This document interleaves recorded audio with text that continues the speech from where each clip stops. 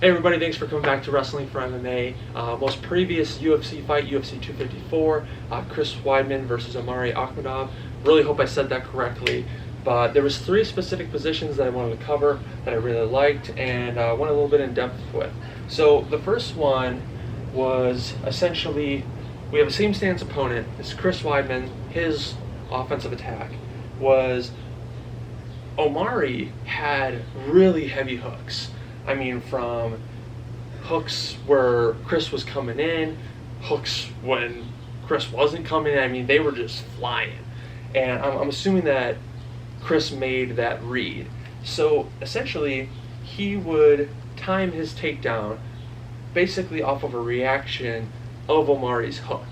So what would happen is when he would come in, he'd jab, and right when he would jab, Omari would check hook. So with any reactive takedown like we talked about in the past, is when somebody's coming, whether it be with an overhand on the opposite side, a hook, a jab, you can always duck under that strike. But he did it not only timing the strike, but eliciting the strike from his own jab. So he jabbed, lowered his level, just as Omari was doing the check hook, comes into a high crotch situation. Now when he comes here, we're going to rotate to the other side so you can see it. What'll happen is people will get a whizzer on the single side, and then they'll shelf their leg like this. Now this is a single leg finish that I often kind of only see in MMA. I don't see it traditionally in wrestling, but because usually you would get the single leg, come to the inside, and you'd finish with like a crackdown, running the pipe, variations. But I've seen Khabib do it, I've seen a lot of other fighters do it, but when they have this shelved up here, they'll just raise it and they'll kick out the back leg like that. Not really a traditional finish, but in MMA I see it work all the time, and it worked in this fight as well. So we'll run through the full sequence one more time.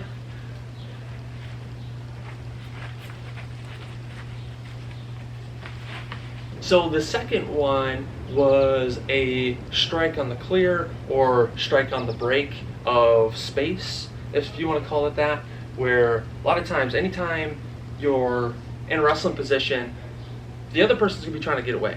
And whenever you have that break of space, there's usually always a opportunity to strike. And this was another opportunity where the takedown happened not from timing a strike, but timing them simply just stepping in. You know, you'll see this a lot of times in whether it be kickboxing and other forms of striking, where let's say if she came to step in, boom, you can catch them coming in with a strike. The same thing can happen with wrestling where somebody goes to step in. Now Omari, he had a lot of forward pressure, a lot of power, and Chris timed that. So Omari was there, he stepped in, boom. Right when Omari stepped in, Chris already was lowering his level, timing it, and grabbing this high crotch again. And he grabs the high crotch here. And Omari, for some reason, gets both of his arms on the opposite side here. And as he's being lifted up, Chris takes his left hand, grabs the top of the head, and when they go to clear, he goes for an uppercut. It didn't land, but it was a really good spot where strikes happen on the clear. So I'll show it from the other side just so you can see it.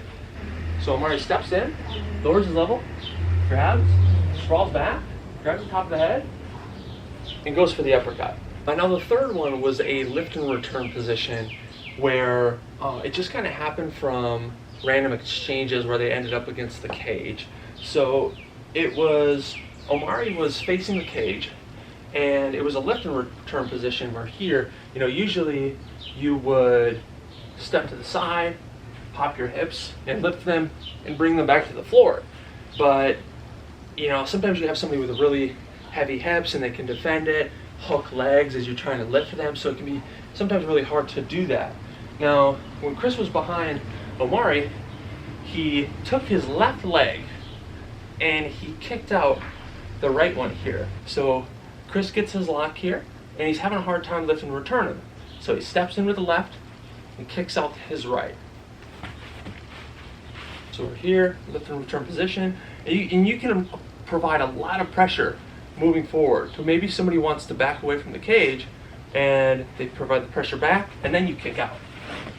But that's it for today for Wrestling for MMA. Those are the 3 scenarios that I loved the most from Chris Weidman's fight.